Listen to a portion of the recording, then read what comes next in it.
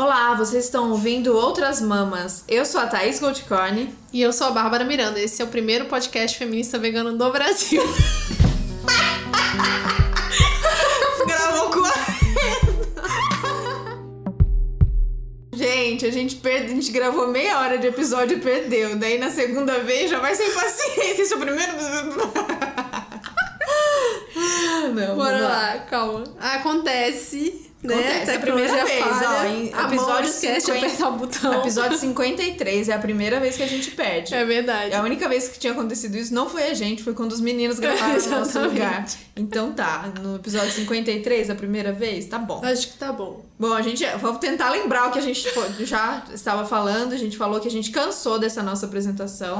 Então, a gente quer aí dicas de vocês. Vamos pensar junto no que a gente vai falar. Mas, 2020, novo ano, nova vinheta, com certeza. Sim, se vocês quiserem dar uma dica aí do que a gente pode falar de vinheta, o Uhul vai permanecer, tá? Eu acho. Vamos ver. Eu acho, não sabemos. Bom, o primeiro recado que a gente quer falar pra vocês é que tá rolando a Pod Pesquisa 2019. O que é a Pod Pesquisa, Thaís? Que eu já expliquei uma vez e explicarei de novo, porque vocês não ouviram porque a gente perdeu. Tá gravando mesmo? Confirme. Tá gravando. Vai. Tá.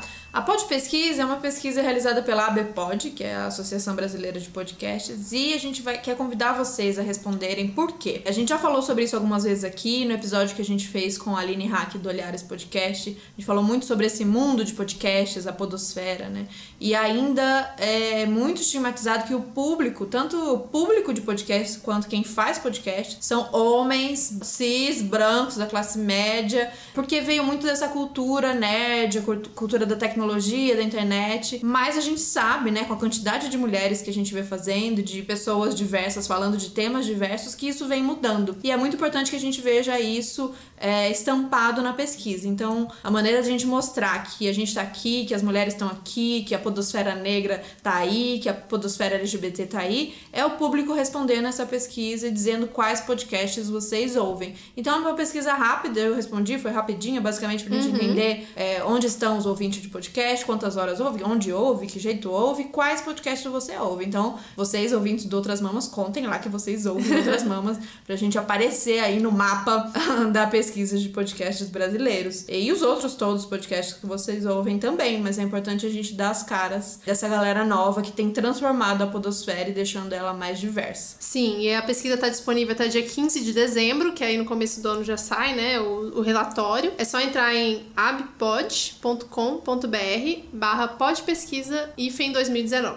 A gente vai colocar o link lá no Medium, vamos colocar também no Instagram, no Twitter, respondam, e daí facinho vocês acharem esse link e a gente conseguir fazer esse mapeamento, que pros produtores é muito importante. Além disso, a gente queria falar com vocês de novo sobre o Apoia-se. É importante sempre ressaltar, porque é o que mantém esse podcast vivo, que, né, além da motivação que vocês dão pra gente diariamente, das mensagens que a gente recebe, a questão financeira é importante, porque isso aqui é um trabalho, a gente demora muito tempo com pesquisa, fazendo um roteiro, gravando, editando, depois divulgando, e estamos disponíveis nas redes sociais. Com esse apoio de vocês, a gente conseguiu comprar o nosso primeiro gravador e microfone, e ano que vem a gente quer melhorar ainda mais a qualidade do nosso som, que a gente sabe que ainda tem como melhorar. Então é muito importante a ajuda de vocês nisso. Só entrar em apoia.se/outrasmamaspodcast. Se você puder, contribua a partir de R$1. Tá valendo qualquer coisa, quanto mais gente melhor. Sim, e hoje a gente faz todo o trabalho que envolve podcast, então seria massa conseguir gente pra ajudar, por exemplo, na edição, que já livraria bastante o trampo da Babi, que é um trampo mais demorado que a edição, um dos mais.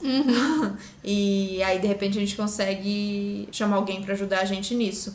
E você apoiando a gente mensalmente, você concorre nos sorteios que a gente tem feito. Tem rolado sorteios muito, muito legais.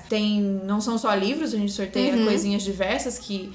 amigos, parceiros ou coisas que a gente encontra aí pelo caminho que a gente acha que tem a ver com vocês, mas como a gente tá nessa fase louca, devoradora de livros, né, tem rolado muito livro legal com parceria com editoras muito legais. Então os próximos que a gente ou autoras, né, próximos que a gente vai sortear é Mulheres e Caixas das Bruxas, da Federici, aproveitando a vinda dela, da editora Boitempo.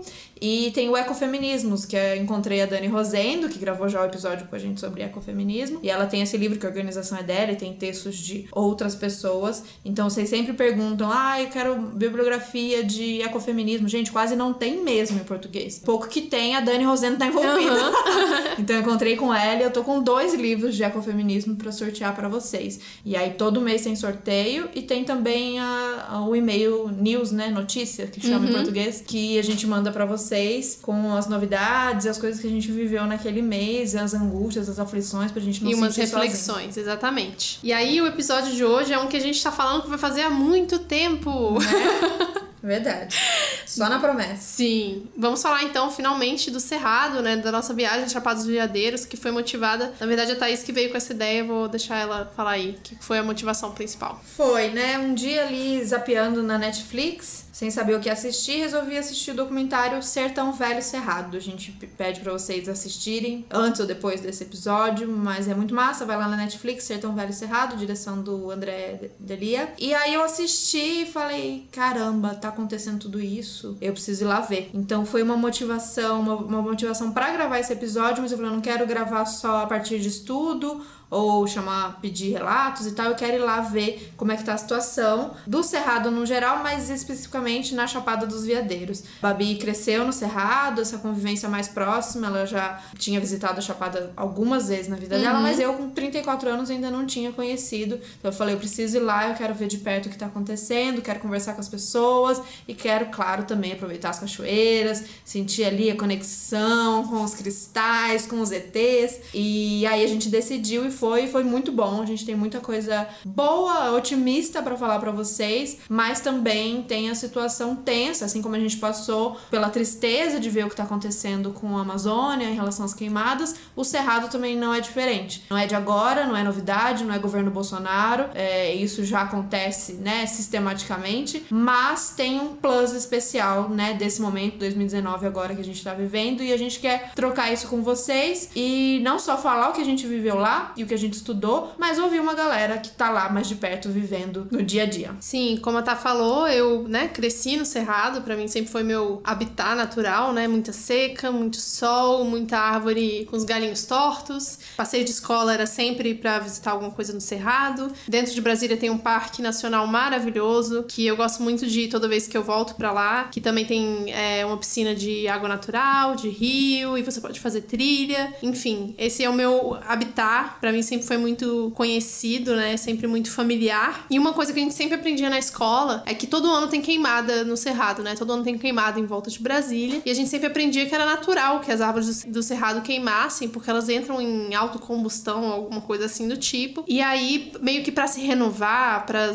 enfim, crescer galhos novos, flores novas. Só que nessas proporções que acontecem, nas proporções que tem acontecido cada vez mais, dessa vez eu estava em Brasília durante essa viagem, meu Deus, Brasília parecia um forno e era fumaça e cinza entrando dentro de casa todos os dias. Então, esse tipo de queimada, ele é proposital, né? Ela é de propósito para se fazer queimar para N motivos, né? Então, a gente quer falar um pouco mais sobre as queimadas que aconteceram alguns anos atrás e as queimadas desse ano, e para isso a gente trouxe uma amiga que mora na Chapada dos Veadeiros para contar como que foi e como que está sendo. Vem aqui então o relato da Cita.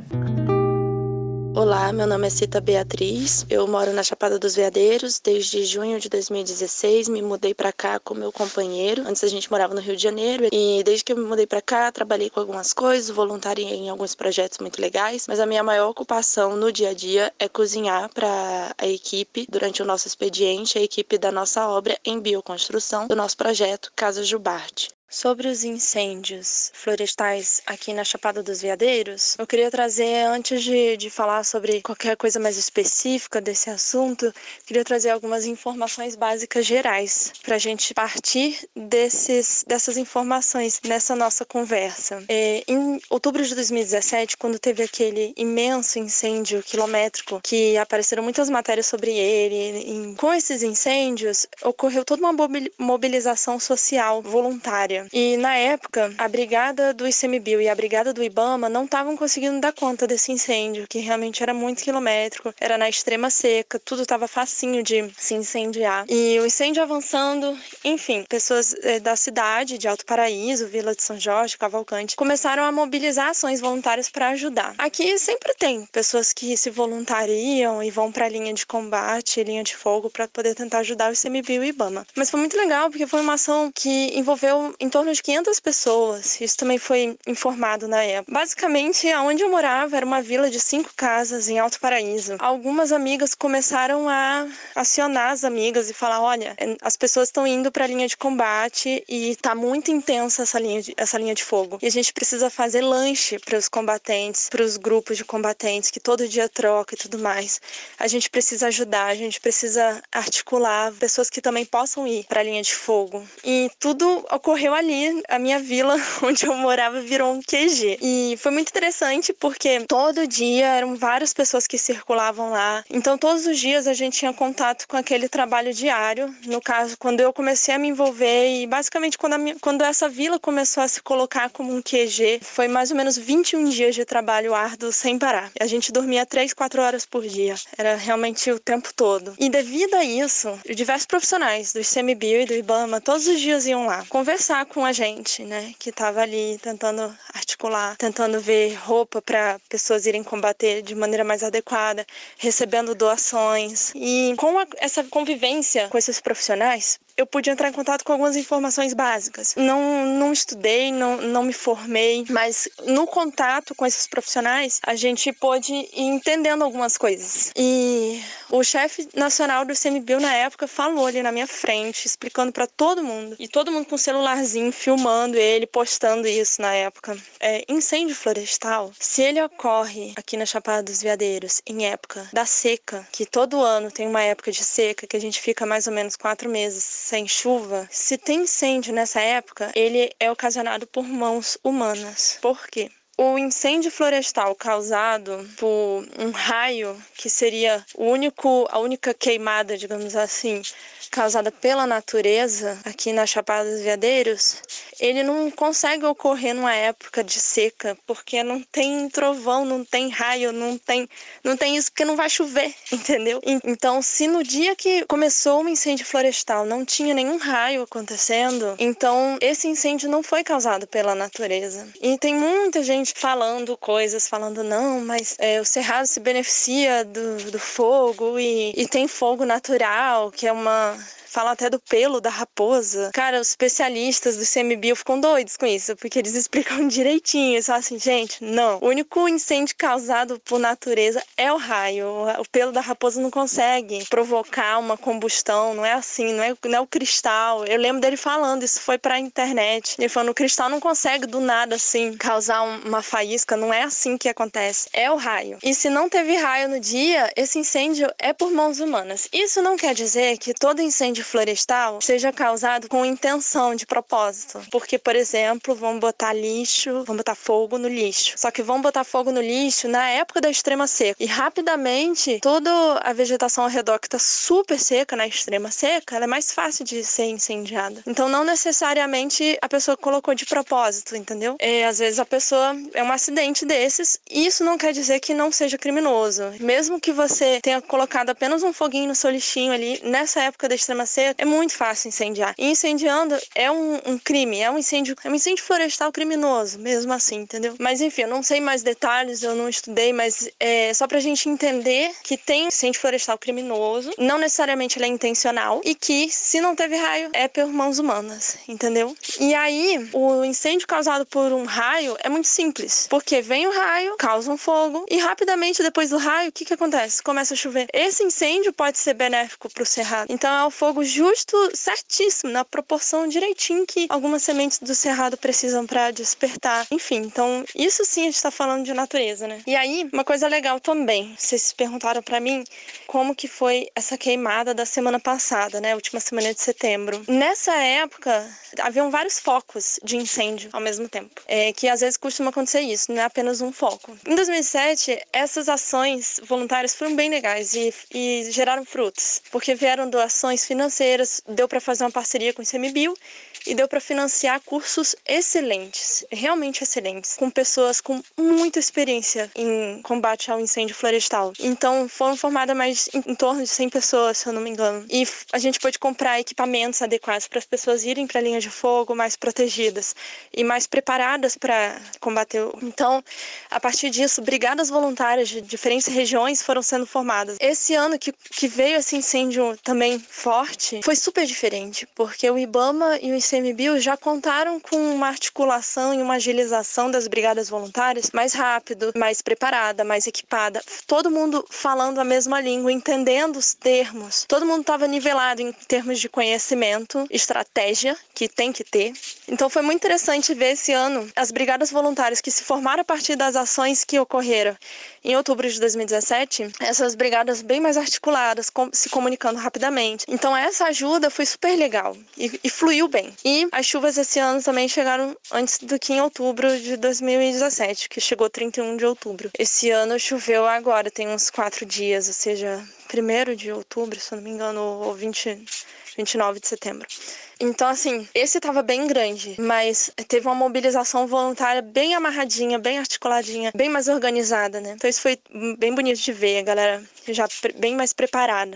Outra coisa que também foi muito importante e que muda o incêndio esse ano para o incêndio de 2017, com toda essa articulação e preocupação em relação aos incêndios florestais e as formações que ocorreram, as brigadas e tudo mais, foi sendo divulgado e conscientizado o MIF, que é o Manejo Integrado de Fogo. Então, desde 2017 que as ações de MIF estão conseguindo ser mais disseminadas e mais realizadas. Como, por exemplo, o que seria o manejo integrado de fogo? Um exemplo de uma prática que está dentro disso é o acero. Muita gente fez acero na época certa, com a orientação do Previfogo, que é a área do IBAMA que cuida dos incêndios florestais. Então, pessoas que têm propriedades rurais andaram protegendo melhor suas áreas e se articulando em relação aos aceros, que é uma prática que vai utilizar o fogo na época certa, com controle. São queimas prescritas também, que ocorrem de acordo com o MIF. E com toda a orientação e realização do Previfogo, a pessoa vai lá e queima uma área certa, tudo controladinho, direitinho, para tirar certa área de matéria orgânica, por exemplo. Isso é uma prática de prevenção aos incêndios florestais.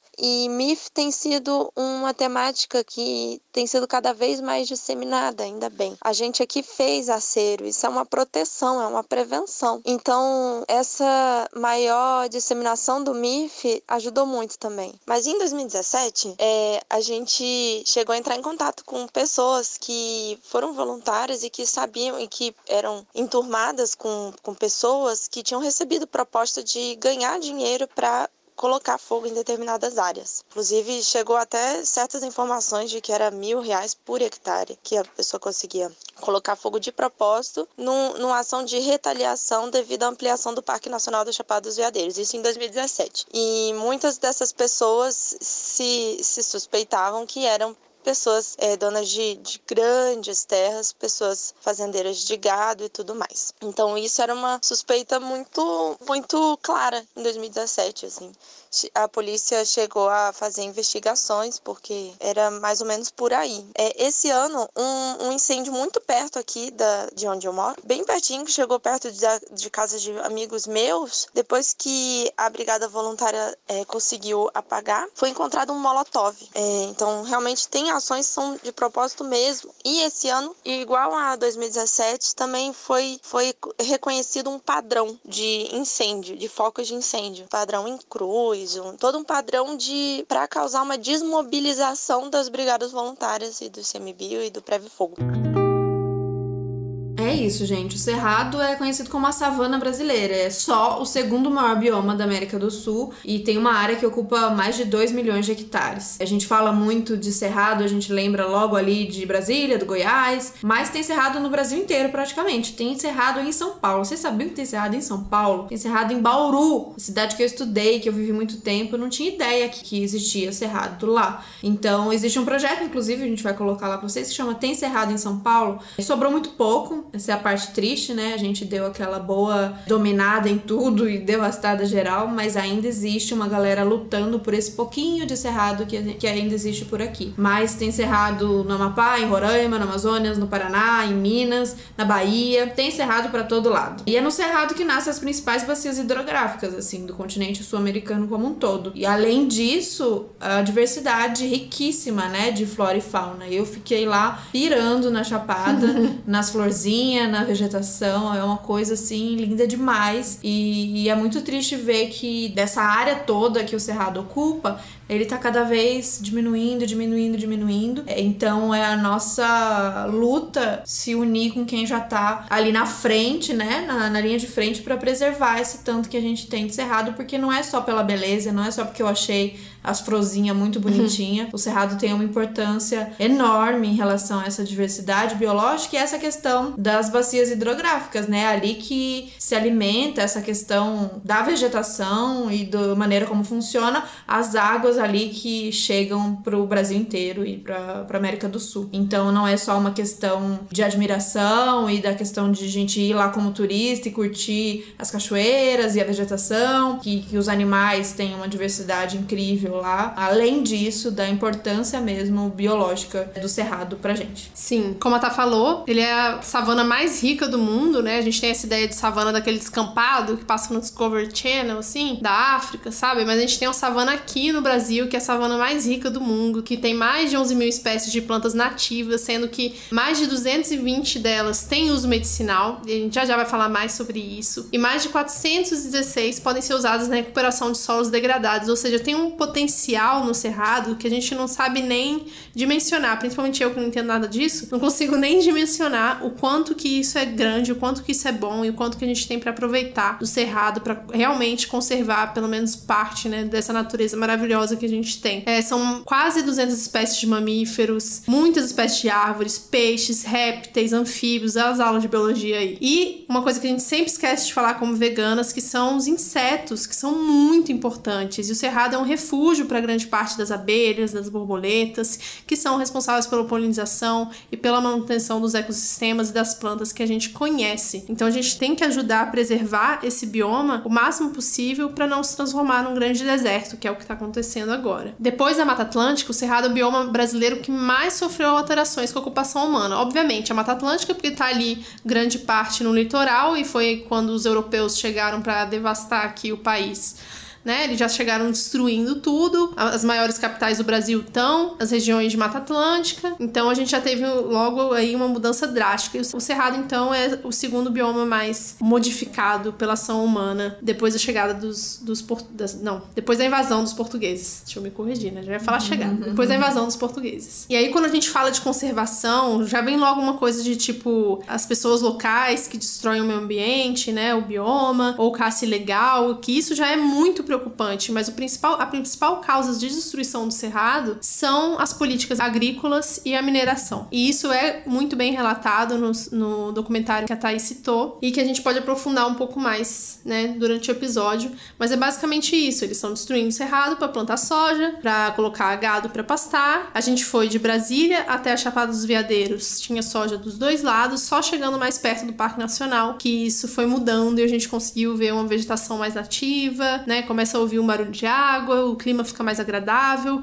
mas antes, são 200 quilômetros só de soja, e é meio desesperador você ver isso, né, porque que a gente sabe que a soja não é pra gente, os veganos, né, não é pras veganas, a soja é pra alimentar animal, então é muito tenso isso. Como se já não bastasse tudo isso, tem uma nova ameaça que assombra ali os povos nativos do Cerrado. Existe um projeto de construir e instalar pequenas hidrelétricas ali na região, e isso já é um projeto antigo ali, de tentativas e resistência. Mas, depois da última eleição, isso corre um sério risco de vingar mesmo. Isso porque o governador do Goiás é o querido, não querido Ronaldo Caiado, do DEM, e acho que ele não tá muito preocupado em barrar isso. Acho que não é uma preocupação para ele a resistência do território Calunga, do povo Calunga, que é um quilombo que resiste ali na região da Chapada dos Veadeiros há muito tempo. Além de toda a questão da gente saber que esse cara tá cagando para todas essas questões, ele é simplesmente parente do dono de um dos grupos que encabeçam esse projeto aí das hidrelétricas, que é o Grupo Rialma. O dono desse Grupo Rialma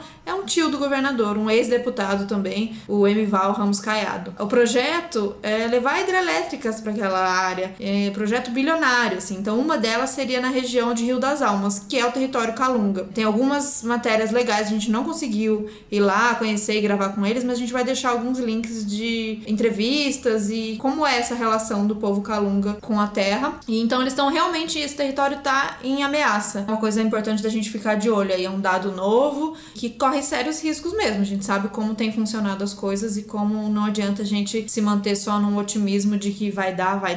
A gente vai ter que estar do lado desse povo agora para defender esse território. Não só na internet, mas na prática, indo lá, né? Quem puder, obviamente, mas indo lá e resistindo junto com eles. Exato. Então, falando mais aí sobre o povo Calunga, eles são o maior quilombo reconhecido oficialmente no país. É um território grande e eles estão, quer dizer, né? Era pra ser muito maior, né? Eles são, como a gente veio falando no começo, cada vez mais exprimidos aí, mas eles conseguem se manter bem afastados da cidade, de todo esse mal da galera que tá chegando. Então, a cidade mais próxima tá a alguns quilômetros dali, então é muito preservada a questão dos costumes típicos, da relação com a natureza, da produção da comida. São mais de 260 mil hectares e reconhecidos pelo governo federal e tem mais de 1.500 famílias aproximadamente. São umas 39 comunidades dentro do quilombo. Então são várias ameaças que esse povo sofre, né? Veio o agronegócio, a mineração ilegal, pesca predatória e agora esse projeto de hidrelétrica. Então é um povo que vem resistindo há muito tempo e continuam aí preservando, né, gente? Porque a gente sabe que onde tem povo originário, onde tem povo nativo, onde tem povo de quilombo, o local é o mais preservado possível. Então as nascentes de água, a terra para plantar. Existe um projeto que a gente vai falar mais pra frente também sobre a relação com as sementes, né? Essa preservação das sementes crioulas, isso é muito legal, porque, né, no país do agronegócio isso tá se perdendo. Então essas são as pessoas que realmente cuidam do lugar e preservam, e então é muito importante que a gente esteja do lado deles. E outro problema que tá acontecendo, né, que eu e a Thaís percebemos quando a gente foi lá, mas a gente não sabia nomear esse problema. Alguns dias depois dessa nossa viagem, a Sabrina retweetou um tweet da Stephanie Ribeiro, que ela fala sobre gentrificação climática, que é uma coisa que tanto a Sabrina quanto a Sandra Guimarães já falam há um tempo, que por conta das mudanças climáticas já tem gente que tá sendo obrigado a sair do seu local de origem e ir para locais de melhores condições de vida, que não seja tão quente, né, ou tão frio, como acontece em algumas regiões, que está sendo cada vez mais raro isso. Mas já existem refugiados climáticos, e o que está acontecendo é, com a expansão das cidades e a gentrificação que está ocorrendo nas cidades e a insustentabilidade que é morar numa cidade grande como São Paulo, Rio de Janeiro, Salvador, tem muitas pessoas dessas cidades que têm recursos financeiros que estão indo para áreas de maior preservação ambiental para viver um estilo de vida melhor, né, mais confortável, mais pleno, por assim dizer. Eu acho que plenitude é uma palavra boa para descrever a Chapada dos Veadeiros, né? E a gente viu muito essa gourmetização, né? A Stephanie Ribeiro, ela coloca essa gentrificação climática como uma forma de segregação social e que sempre aconteceu, na verdade, né? As pessoas com dinheiro sempre escolheram onde elas quiseram morar e as pessoas que não têm dinheiro estão cada vez com mais dificuldade. E o que tá acontecendo na Chapada dos Veadeiros é que muitas pessoas daqui de São Paulo e do Rio de Janeiro estão indo morar lá porque não aguentam mais a cidade grande. O que também queremos fazer, né? Gostaria. Justo, super justo. Todo mundo quer viver bem. Mas com isso tá se tornando cada vez mais caro morar lá e a própria população local não tá mais conseguindo ficar nas cidades próximas ao Parque Nacional, né? Que é uma área de conservação ambiental muito grande, as águas são limpas, você consegue beber água da maioria dos rios e cachoeiras que estão lá, não tem tanta poluição ainda. Então a gente tá vendo essa gentrificação e essa gourmetização, porque você chega na Vila de São Jorge ou em Alto Paraíso, tem restaurante de sushi, tem aqueles açaí chiques, tem hambúrguer vegano a 30, 40 reais, sabe? Tipo, uma coisa coisa meio absurda, assim. Parece que você tá em São Paulo. Você vai lá pra ficar de boa e você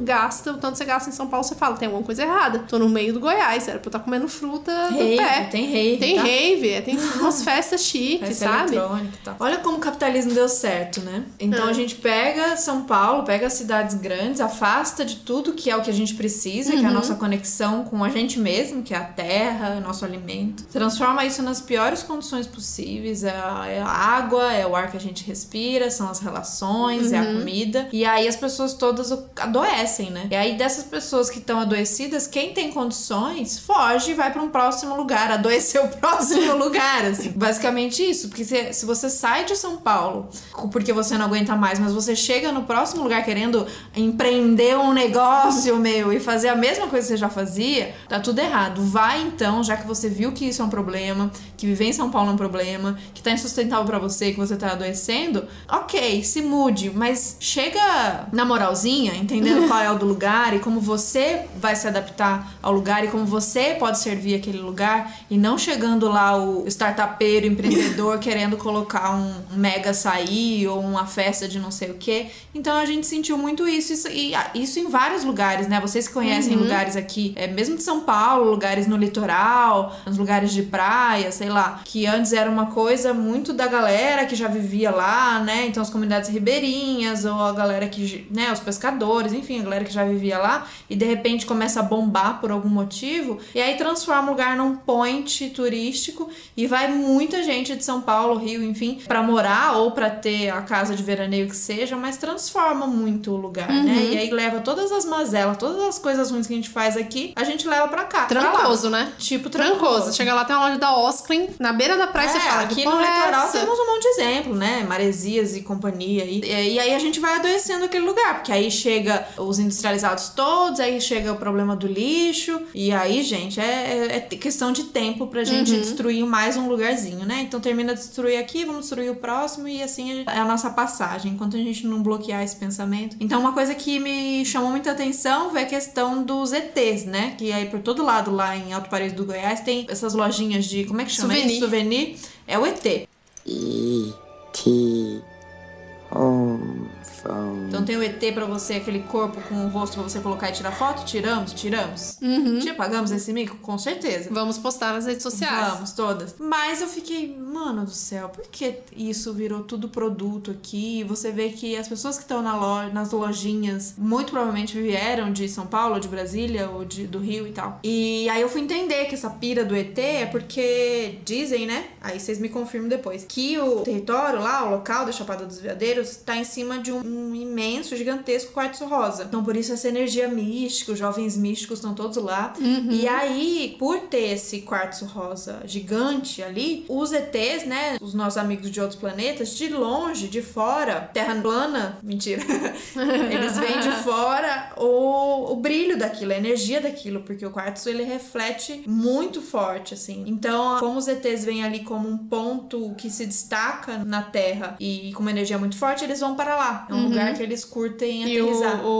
Tem o Vale da Lua. O aeroporto é a pista de... Como é que chama? De pouso. De aterrissagem, a pista de pouso é o Vale da Lua. Pra quem não conhece o Vale da Lua, procura na internet. Vale da Lua. Coisa mais linda. É incrível. Realmente parece uma coisa fora do planeta, assim. Temos várias fotos. Eu postei uma já, mas podemos postar mais. Então a galera que quer se conectar. Teve muita ligação com a galera do Osho. Muita galera da espiritualidade foi pra lá. Mas assim, era isso que a galera... Era essa a visão que a galera originária de lá tinha desse local? Era essa a relação? Eu fiquei muito na pira dessa questão dos cristais. Eu amo cristal. Gosto muito de ter o cristal, acredito. Sinto ele pulsar na minha mão e faço rituais, boto ele no sol. Mas fiquei muito pensando isso em relação à mineração, né, gente? A gente, como tá aqui criticando todas as questões de extrativismo e o desenvolvimento louco e toda essa busca por tudo no capitalismo, a gente tem que criticar mesmo quando é chubiruba, coisa boa, energias boas. Porque, porra, se é uma energia boa que tá lá debaixo da terra, por que eu vou cavar um buraco, tirar a energia boa e trazer ela pra dentro da minha casa? Não faz muito sentido, né? Nenhum. Então eu tô nesse momento crítica aos cristais, apesar de amar muito ainda e ter muitos na minha casa. Começo a questionar isso, de que maneira isso também é a nossa visão não contemplativa da natureza, entendendo ela como como recurso, né? Sim. Olha que legal a natureza, tem um cristal que dá energia. Vamos furar e pegar ele pra gente trazer pra nossa casa? Não só não contemplativa, como colocando ela fora de si mesma, né? Porque se a gente é natureza, que é essa visão que a gente gosta de ter, se a gente mesma é natureza, não precisaria... Tem na gente, não já tem na gente, não precisa tirar, né? E isso quando falando de uma mineração aqui, entre aspas, legal, autorizada, que é o mínimo que a gente tem que fazer. Mas existe muita mineração clandestina. Sim, com trabalho escravo. Trabalho escravo, das pedras semi-preciosas e tal. Então, imagina, você pega uma pedrinha lá pra ficar fazendo seu ritual de seja lá o que for, de bem-estar, e aí teve trabalho escravo no meio. Que energia boa tem que energia ótima, né? Não, aí lava com sal grosso. Gente, não tem sal grosso, não tem sol que resolva, não. Então eu tô aqui na campanha, apesar de com sofrimento, com pesar, eu tô na campanha pra gente refletir sobre essas questões da extração das pedras pra nossa energia. Vamos fazer energia com a gente mesmo, nossas coisas que a gente produz, nosso sangue, quem sabe, nossa comida, canto, né? Não, dança. O jovem místico vai ter que pensar numa outra coisa. Mas vamos falar de coisa boa? Acho que já deu, né? A gente já falou de tanta merda. Acho que a gente pode partir pra parte de resistência já, porque aí foi a parte mais legal. É assim que a gente gosta de construir esses episódios, é assim que vai ser. Eu não sei se já repararam, que sempre rola esse roteiro. Essa estratégia. Aqui é veganismo estratégico, mentira. É uma estratégia que a gente faz assim, a gente joga a merda no ventilador, porque é real, não tem como a gente fechar os olhos para as questões tensas que estão acontecendo. Então a gente tá vendo aí ameaça de agropecuária, de extrativismo, mineração, do governo, do governador do Goiás, do Bolsonaro. Ai, nossa, eu devia seguir o ensinamento de Angela Davis, que a gente esteve com Angela Davis íntimas, para não evocar o nome daquilo que a gente não quer que venha a energia. Eu gostei disso. Eu gostei. Então vou falar o eu ficava atual... Não, mas eu ficava na dúvida, porque aí traz Albus Dumbledore pra conversa aqui, porque ele dizia que tinha que falar pra mostrar que não tinha medo. O que vocês acham? Responde pra gente. Responde pra mim o que vocês acham. Fala. Então tá, eu falei uma vez, agora não vou falar de novo. Pode falar uma vez por episódio. A pessoa atual que ocupa o cargo de presidência do Brasil. Então são muitos problemas mesmo e a gente tem que falar. Mas existe uma resistência. Depois de Bacurau, não tem como a gente não falar disso, que sempre tem gente resistindo e dá pra resistir mais. Porque se tem gente resistindo, eles estão resistindo sozinhos e eles estão morrendo. O Brasil é o país que mais mata ativista ambiental e mata indígena. Então é o momento da gente ser muitos mesmo, né? A gente colando do lado de quem já tá resistindo e sendo também a gente a resistência, não só na hashtag no Instagram, mas como de fato presente nos territórios e ajudando. É pra fazer o quê? É pra apagar fogo? É pra tacar pau? O que é pra fazer? A gente vai junto. Então, vamos lá. Alguns exemplos, né? E eu acho, na verdade, a Tá já falou bastante da comunidade Coalunga, que talvez seja um dos maiores territórios resistentes no meio do nosso país, mas tem uma pessoinha, uma família especial que a gente conseguiu visitar, foi uma das únicas pessoas que a gente conseguiu visitar durante essa viagem, que foi a Dona Flor, que é uma raizeira, parteira, muito famosa, que faz um trabalho incrível. Ela tem 81 anos, né? 81? Acho que é 81 anos. E ela mora em Moinho, perto de Alto Paraíso. Eu vou soltar aqui só um trechinho da fala dela, pra vocês sentirem o gosto. Se apaixonarem também. A minha comida é controlada mesmo. Não como muita coisa industrial, não. Eu, se eu pudesse não comer nem um sal industrial, eu não comia. Antigamente, eu não sei, diz que o sal é tirado do mar, eles traziam as pedronas, assim, igual mais grosso do que soda. Aí moía no pilão para poder temperar a comida. E hoje, o tipo do sal? Por onde super passa. Refinado. Super refinado. E o veneninho que tá ali para matar o povo, subir a pressão do povo. Porque eles estão proibindo até comer sal. Quer ver como é que o povo vai comer sem sal? Eu mesmo como. A Dona Flor, então, é essa mulher quilombola, parteira, raizeira, que realizou mais de 330 partos, contando com os 18 dela. Veja só essa mulher. E ela construiu um centro, na verdade, que ela atende as pessoas. Qualquer pessoa pode ir lá vê-la. Através de doação, na entrega, ela ensina muito esses conhecimentos. Ela tá passando esse conhecimento para outras raizeiras e parteiras. E ela usa essas raízes típicas da região do Cerrado para curar as pessoas, né? Para trazer um bem-estar, para trazer melhoras na saúde das pessoas. Ela faz alguns tratamentos lá. E ela é essa fofura de pessoa que a gente teve o prazer de... nada, só me deu bronca. É porque a Thaís levou muita bronca, mas ela é uma senhorinha muito... Broncas merecidas. Muito querida, assim, né? Muito. E é isso, aí a gente conversou e aí eu comecei reclamações. Qualquer pessoa, gente, se você me encontrar no busão, você vai ver eu reclamando de dor de barriga, das questões do meu corpo. E aí eu nem ia falar, na verdade, a Babi que falou, ela tá zoada estrada aí do estômago. Pronto, bastou. Levei porque ela muita perguntou por que a gente tava lá, né? Além da conversa. Além da conversa. E aí eu levei muita bronca das coisas que eu como, mas ela ficou feliz quando eu falei que não comia carne, leite, né? Nem nada de origem animal. Ela ficou super feliz. Ela falou, isso aí, minha filha, mas come industrializada ainda, né? Come açúcar? Eu falei, como? Então eu levei algumas broncas e eu saí de lá com umas formulinhas lá que ela faz, as garrafadas. E é um trabalho muito lindo. E é muito lindo ela ter essa responsabilidade, essa consciência de que ela fala, eu aprendi tudo isso com a minha mãe, com as minhas tias, aprendi muito sozinha, aprendi estando aqui, testando muita erva, muita planta, mas eu já tenho 81 anos. Daqui a pouco eu vou embora. E minhas filhas não quiseram aprender. E quem vai levar esse conhecimento? Vai morrer comigo? Então ela tá obstinada a passar, a formar essas mulheres, tanto na questão das raízes e das plantas, mas principalmente na questão das parteiras, das doulas. Então, se você se interessa por esse caminho aí, é uma puta professora que vocês vão ter. Tem página no Facebook, tem um projeto, inclusive, de ajuda financeira, porque ela quer, o sonho dela, antes dela morrer, ter um espaço legal pra ela dar os cursos e fazer os treinamentos. O espaço dela atualmente é alugado. Sim, e acho que, vale apoiar uma mulher dessa, porque ela tá contribuindo tanto com esse conhecimento, passando pra tanta gente. É lindo de ver, assim, a força, a paixão e super conectada com todas as questões, né? Ela sabe o quanto os governos atuais, e enfim, esse ou passado, só criminalizaram ela, só perseguiram ela e querem tirar ela da terra dela.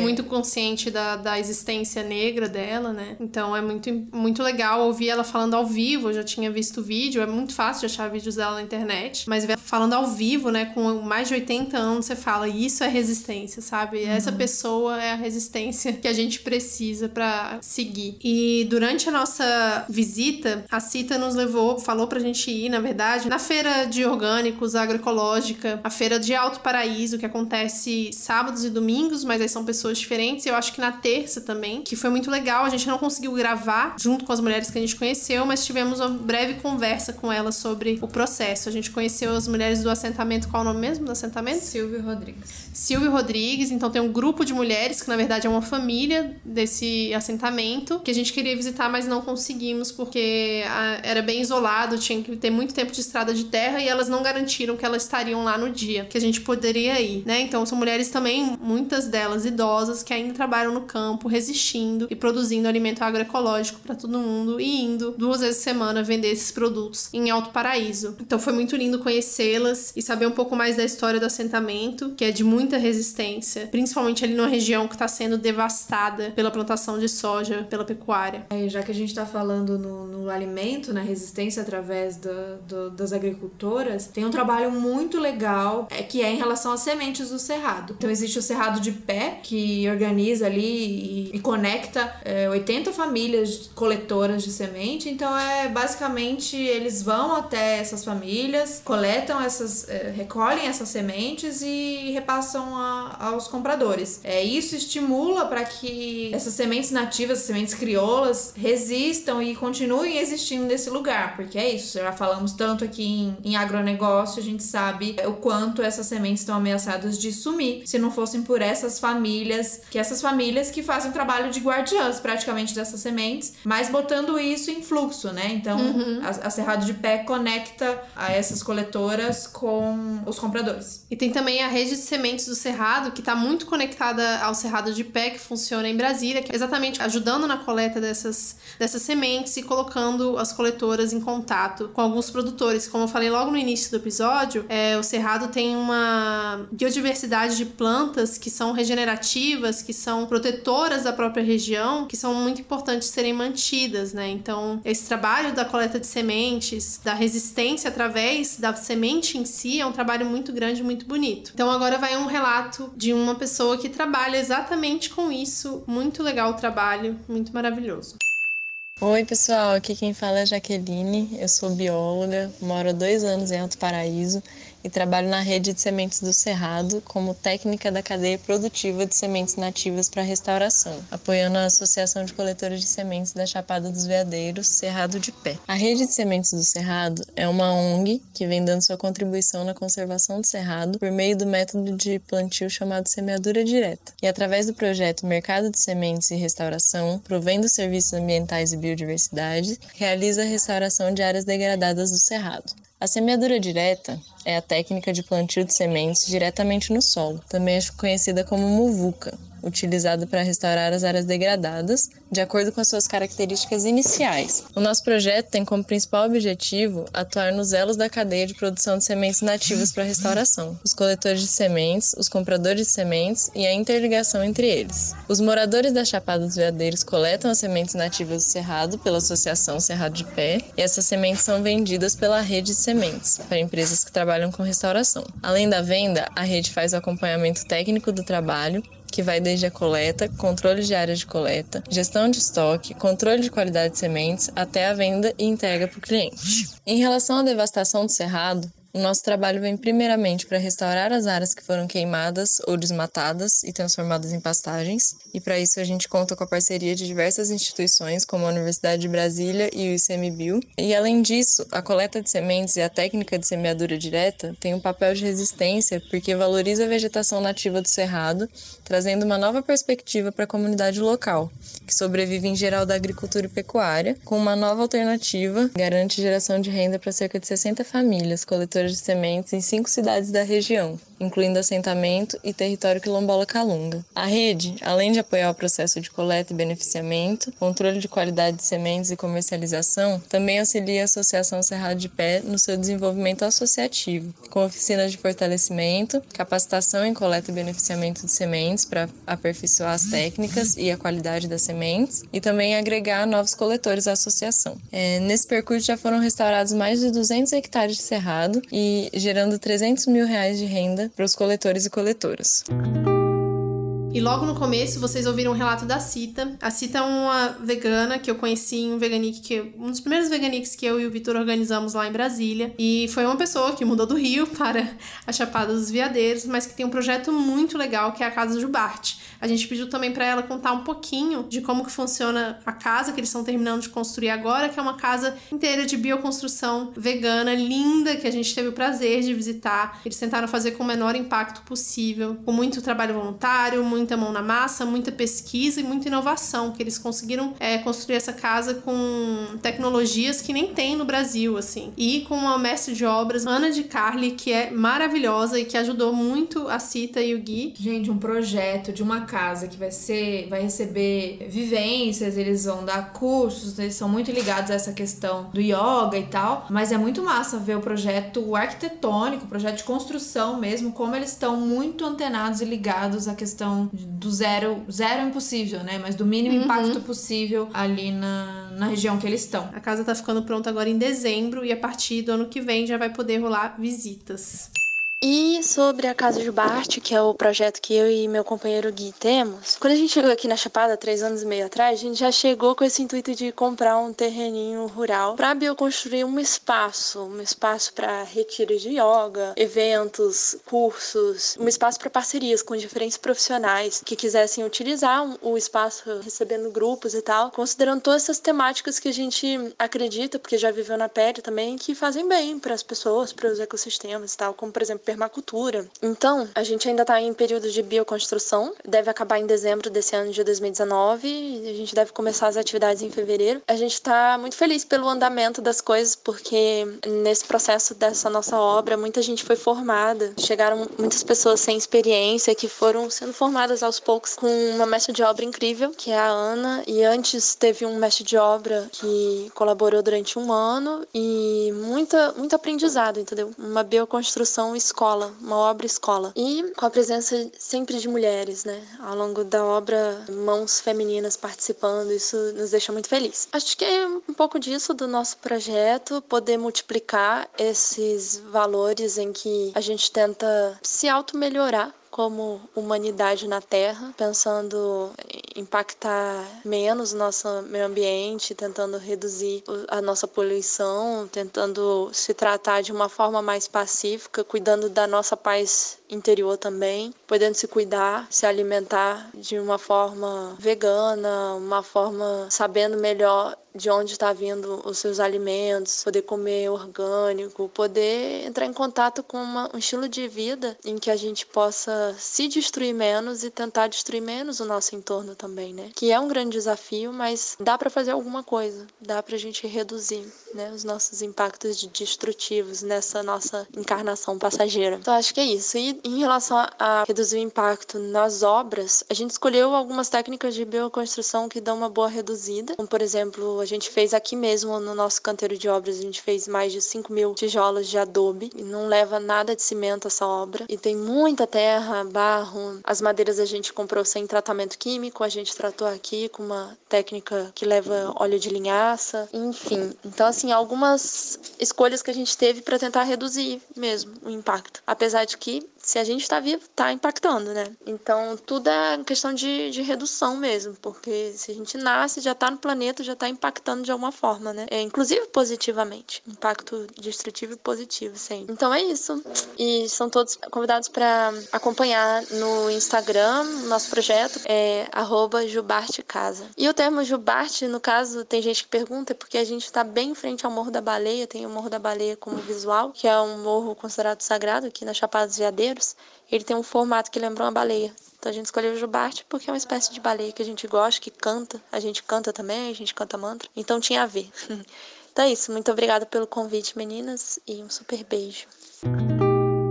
E para finalizar, o relato de uma mulher que eu conheci em Brasília mesmo. Ela mora em Brasília, mas ela tem toda uma conexão com o Cerrado. E ela traz isso através da culinária. A gente não falou aí da galera do... Como que é? Dos cristais? Como que é? Não. Jovem místico. Do jovem místico arrumar novas formas de se conectar. Se conectar através da alimentação, gente, é sempre a melhor conexão de todas. E a comida da Ana Paula eu tive o prazer de comer. Encomendei, inclusive, as coxinhas dela pro minha última festa de aniversário lá em Brasília. E ela tá fazendo um trabalho incrível com a culinária toda baseada nas plantas do Cerrado. E ela tem um relato bem legal também sobre esse trabalho que ela tá fazendo, tanto de cursos quanto da questão da própria cozinha dela. Aqui é Ana Paula Bocadi. Agradeço o espaço por poder falar um pouco sobre o meu trabalho, ainda mais com o recorte do Cerrado, né? Em 2009, eu conheci o Dr. Alberto, né? Que ele tem um livro chamado Lugar de Médica na Cozinha.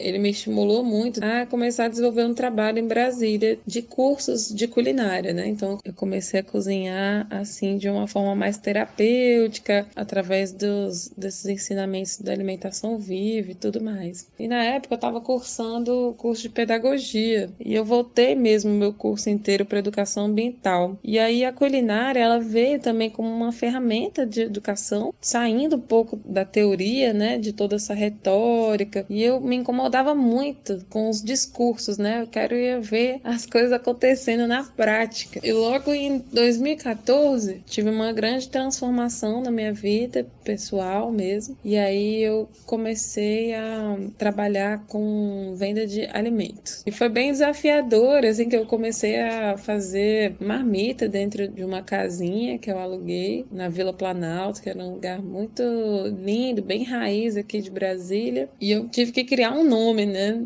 O Buriti Zen, que foi algo que representasse o Cerrado. Como ele é a palmeira mais abundante aqui do nosso território nacional, eu quis que ele representasse mesmo o meu trabalho. Lá no Buriti Zen a gente tem cardápios rotativos, né? E dessa forma que respeitasse essa dinâmica da natureza, junto com os extrativistas, os pequenos agricultores. Então eu fui aumentando a minha rede, né? Para além dessa compra imediata de feira, e fui começar a planejar mesmo com os agricultores. Esse cardápio, né, que seria uma coisa que vem não da minha cabeça, viria mesmo de baixo para cima do que teria disponível, focando mesmo nos frutos do Cerrado. Então agora o trabalho do Buriti tem quase 2 anos, agora na Asa Norte. Então eu saí lá do esconderijo para estar perto mais do meu público. Isso deu uma visibilidade bem legal. E o pessoal do Slow Food, desde lá da Vila Planalto, no esconderijo, eles já vieram em busca do meu trabalho, de conversar comigo, para de alguma forma politizar ainda mais o que eu estava fazendo, né? E quando eu me mudei, né, daí essa relação ficou mais intensa. Daí eu tive um convite lindo das lideranças lá do movimento a fazer um trabalho muito especial com os indígenas Kisede, lá do Mato Grosso, lá do Xingu. E aí a gente foi lá pro Parque Xingu, ficamos uns 10 dias lá na aldeia. E esse trabalho foi muito especial, com foco no piqui. Eles são os maiores produtores aqui de óleo de piqui, ganharam até uma premiação recente aqui, tem meses, da ONU, né? Realmente estão ali na crista da onda da preservação do cerrado, então a gente tem muito que aprender ali com eles mesmo. E aí, através desse trabalho, a gente reconheceu, assim, né, alguns maiores potencialidades de produto deles. Então, eles já forneciam, né, o óleo de piqui para algumas redes e agora começaram a fornecer também o pó do piqui, que é o resíduo da produção do óleo. Então, tive a honra de ser o primeiro restaurante a trabalhar com isso. A gente inclui lá nas nossas preparações culinárias. Então, esse resíduo é uma farinha super perfumada e é uma riqueza maravilhosa, cheia de antioxidantes e uma forma também de agregar ali o piqui para as pessoas que não têm essa cultura alimentar, que o piqui, ele é forte, né? E aí tem muitas pessoas que não gostam, mas aí com a castanha do piqui e com a farinha, muitas pessoas acham mais palatável. Daí que vem a importância do trabalho do cozinheiro, né? Tornar isso acessível para as pessoas e gostoso. Que a gente encanta a pessoa e ela já começa a fazer parte aí desse movimento, dessa militância e através desse consumo também e da valorização de onde vem, né? Então, ampliar isso para outras comunidades é o meu objetivo agora. As pessoas sempre estão vindo me procurar para falar do cerrado e eu vou e devolvo falando das comunidades, né? Então isso é muito legal. Aqui eu estou trabalhando muito com os calungas da Chapada, pela proximidade também e pelos produtos incríveis que eles têm. A gente vê a sazonalidade toda aqui da cagaita, da mangaba, do cajuzinho, e eles também produzem alimentos incríveis, assim, o gergelim, calunga, que é uma variedade só deles, maravilhosa, o arroz de pilão, pimenta de macaco, o mesocarpo do baru, o mesocarpo do coco indaiá, o óleo de coco indaiá, nossa, é muita coisa, por aí vai. Essa relação acabou me colocando numa pesquisa muito legal, promovida pela UNB e pelo CIRAD, que ele é bem parecido, um órgão bem parecido da França com a Embrapa, assim, de pesquisa, tecnologia e de relação com algumas comunidades. E essa pesquisa foi feita em Brasília, com mais 20 propostas de restaurantes ou de chefes de cozinha que promovem o uso dos frutos do cerrado também. E aí o Brutizen foi um projeto que se destacou nessa pesquisa. Eu acabei indo apresentar esse trabalho lá na França para mais 8 projetos legais também que estão acontecendo no mundo. E foi muito importante, né? Logo quando eu voltei, já agora em 2018, eu recebi um convite muito especial do Marcelo Kuhlmann de fazer parte do curso Frutos do Cerrado, né? De identificação botânica. E ele precisava de alguém para representar e ensinar a parte culinária. O curso a gente traçou juntos